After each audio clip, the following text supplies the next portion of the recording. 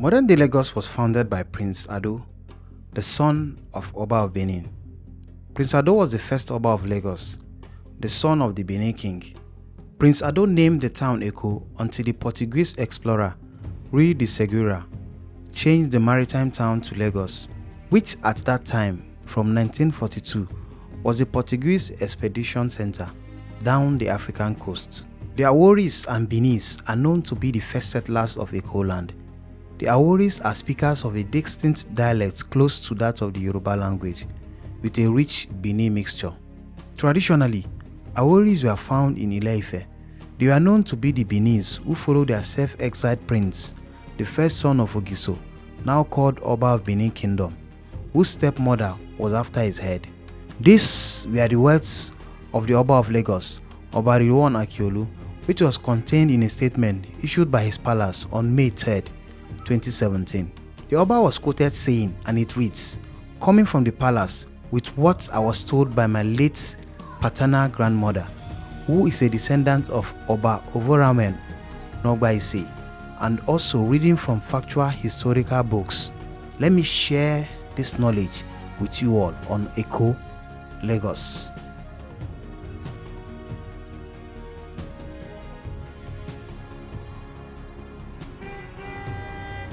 Lagos, Nigeria, a city with a population of over 20 million people, is one of the largest and most economically important cities in Africa. But there has been a long-standing argument about the ownership of Lagos. To answer this question, we need to dive into the history of Eko, the pre-colonial name for Lagos Island.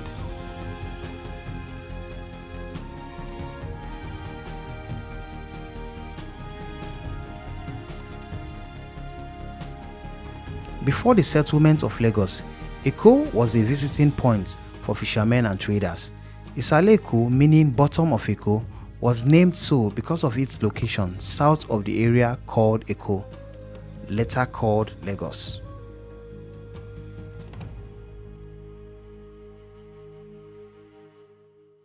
Eko was originally the home of Aromire, a pepper farmer who was one of the sons of Olofin, an Awori settler, who was the chief of Ido Island and the first Idejo of Lagos Island.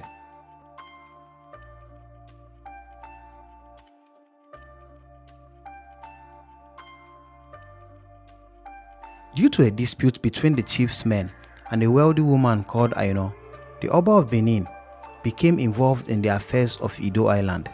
The Oba sent emissaries to investigate the dispute, and they mistook fishing kits on the banks for signs of war readiness. They returned to the Oba, reporting their conclusions, and he sent them back on the attack with reinforcements. Aseru, a war chief sent as reinforcement by the Oba, stayed back in Ido Island after the defeat and capture of Olofin. He went on to war with other neighboring towns and eventually died in Isheri. His son Ado would become the first king of Lagos, with his lineage beginning that of the Obas of Lagos to this very day.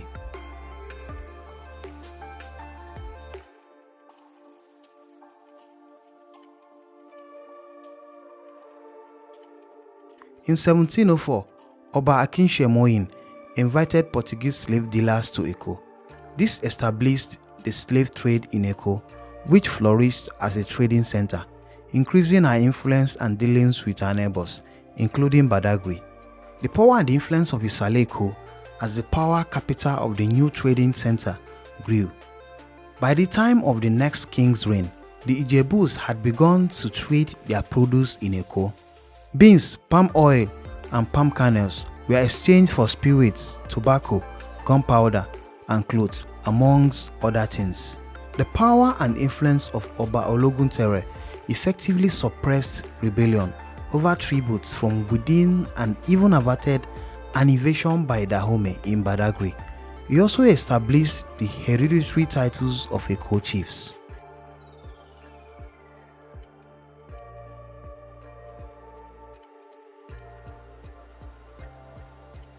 Slavery was beginning to die out in mid-1800, with colonization taking its place instead.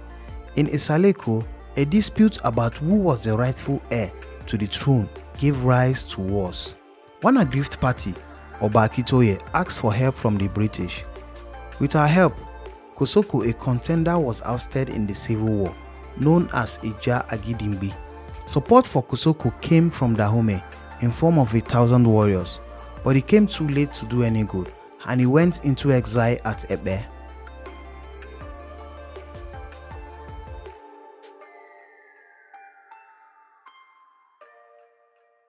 Because of this victory, and with the backing of the British, Akitoye was restored to the throne in January 1953. Within a short period after his reinstatement, he signed a treaty with the British, which made the following statements among others. Number 1. Slave trade must no longer be practiced. Number 2. The missionaries must not be disturbed in their ministry in the town. Number 3. Human sacrifices must be abolished.